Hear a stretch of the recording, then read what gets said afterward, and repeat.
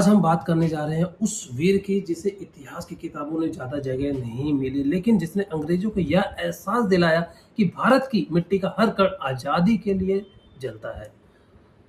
नाम था अल्लूरी सीताराम राजू। उनको लोग एक और नाम से पुकारते थे, मानते थे, बुलाते थे, मनेयम वीरोडू, यानी कि जंगल का वीर। अगर हम इनके प्रारंभिक जीवन की बात करें तो 1897 में जन्मे सीताराम राजू आंध्र प्रदेश के भीमवरम एक साधारण परिवार में पले बढ़े। बचपन से वे आध्यात्मिक और योग में रुचि रखते थे, लेकिन जब उन्होंने अंग्रेज के अत्याचार और गरीबों को पर हो रहे अन्याय को देखा तो उनके भीतर एक युद्ध बन गया और उन्होंने ठान लिया कि अब ऐसा होगा। और तो उन्होंने सबसे पहला विद्रोह जो चालू किया था अपने आदिवासी भाइयों को इकट्ठा करके, रंपा विद्रोह के नाम से मशहूर है। 1922 में ये हुआ था। 1922 में जब ब्रिटिश सरकार ने जंगलों पर अपना कब्जा जमाया तो आदिवासी लोगों को लकड़ी काटने, खेती करने और शिकार करने से रोका गया। उनकी जिंदगी, उनकी रोजी रोटी छीन गई।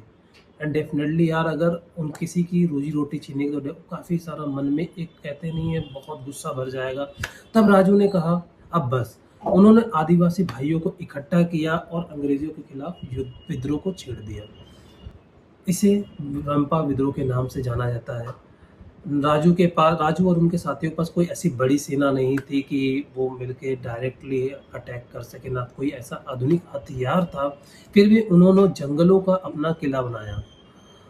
फिर उसके बाद 1924 में उन्होंने गुरिल्ला युद्ध के नाम से युद्ध किया। गुरिल्ला युद्ध इसका नाम इसलिए पड़ा क्योंकि उन्होंने जंगलों का सहारा लिया। अचानक हमला करते और तेजी से गायब और दुश्मन को थका देते थे। उन्होंने कई पुलिस स्टेशन और ब्रिटिश ठिकानों पर धावा बोल दिया, अंग्रेजों के हथियार छीनकर अपनी सेना को मजबूत किया। उनकी बहादुरी देख करके अंग्रेज अधिकारी दहशत में आ गए। कहा जाता है कि राजू पेड़ की शाखाओं पर बंदूक से निशाना लगाते थे और उनकी फुर्ती को देखकर दुश्मन उन्हें घोस्ट ऑफ द फॉरेस्ट भी कहते थे। तो डेफिनेटली अगर आप किसी प्रिपरेशन कर रहे हैं तो आपको एक टर्म याद करना पड़ेगा, ghost of the forest. Alluri Sitaram Raju 2 साल 1922 से लेकर 1924 का जो इनका टेन्योर रहा, काफ़ी इनके विद्रोह जो चलते रहे। उसके बाद 1924 में इन्हें धोखे से पकड़ लिया गया।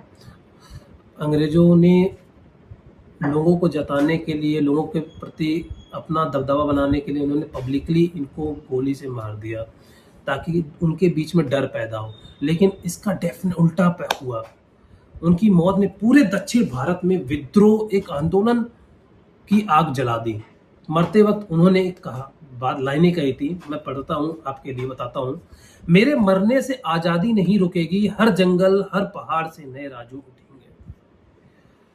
आज भी अगर मैं बात करूँ, अल्लूरी सीताराम आंध्र प्रदेश में मन्यम वीरुड्डू के नाम से पूजे जाते हैं। इनकी मूर्तियाँ, इनकी अगर मैं बात करूँ गांव-गांव में लगी हुई हैं, जहाँ पे इनफैक्ट जैसे गांधी जयंती मनाया जाता है, आंध्र प्रदेश में आज भी इनके नाम की जयंती मनाई जाती है। वो सिर्फ एक योद्धा नहीं था, वो उस आत्मा का प्रतीक थे जो कहती थी अगर अन्याय दिखे तो चुप रहना भी एक बहुत बड़ा अपराध है। आज जब हम आज़ादी का जश्न मनाते हैं तो याद रखिए, आज़ादी सिर्फ गांधी या नेहरू या बड़े नाम जैसे स्वतंत्रता सेनानी का ही नहीं, बल्कि उन अनसुने नायकों की भी है जिन्होंने बिना नाम के, बिना पुरस्कार के अपने प्राण देश के लिए न्यौछावर कर दिए खुशी खुशी। अल्लूरी सीताराम राजू भारत के जंगलों की आवाज़, आज़ादी के सच्चे वीर। अगर आपको ये कहानी लगती है कि प्रेरणादायक है तो वीडियो को लाइक, शेयर और सब्सक्राइब जरूर करना। और ऐसे ही कंटेंट वीडियोस के लिए अगर आपको लग रहा है तो हमारे चैनल को सब्सक्राइब करें एंड फॉलो करें। ऐसी अच्छी वीडियो हम लेते आएंगे। Thank you for watching this video.